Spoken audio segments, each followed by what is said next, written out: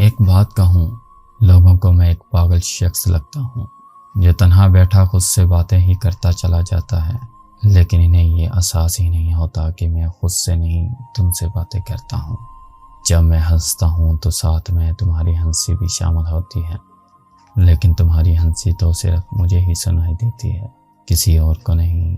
ہاں نا، عجیب بات ہے، میں پہروں تمہارے ساتھ بیٹھ کر باتیں کرتا ہوں، مجھے احساس نہیں ہوتا کہ لوگ میرے بارے میں کیا سوچتے ہیں، اور احساس بھی کیوں ہو، مجھے تم میسر ہوتی ہو۔ جب چاہتا ہوں تمہیں پاس بٹھا کر باتیں کر لیتا ہوں، یوں ہی چپکے سے تمہارے ساتھ خوبصورت مقامات کی سیل بھی کر لیتا ہوں، لیکن یہ تو صرف احساسات ہے جن کا حقیقت کی دنیا سے کوئی واسطہ ہی نہیں مانو۔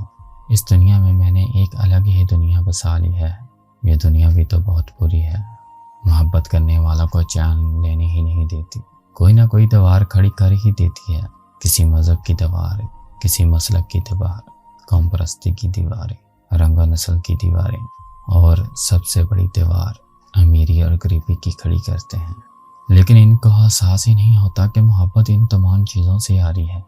محبت کا کوئی مذہب، کوئی مسلک، کوئی قوم اور کوئی رنگ نہیں ہوتا، محبت خود ایک مذہب ہے۔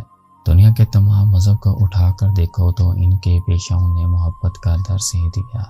عجیب بات ہے کہ لوگ مذہب کو تو مانتے ہیں لیکن مذہب کی نہیں مانتے، جھوٹے اور منافق لوگ۔ مجھے نفرت ہے ان لوگوں سے جو ان باتوں کو تو باعث شرم سمجھتے ہیں، جن کو سمجھنا چاہیے، اور جو باعث شرم ہیں وہ قلم قلع کرتے ہیں، اور اس پر ان کو شرمندگی کا احساس تک نہیں ہوتا۔ مجھے تحریروں کی آڑ میں ماتم لینا پسند ہے۔ یہ جو لوگ زندگی کے سب سے قریب ہوتے ہیں نا، اذیت کا باعث بھی یہی مہربان ہستیاں بنتی ہیں۔ رویہ اور گریز کر جانا جدائی کی اذیت سے زیادہ دردناک ہوتا ہے۔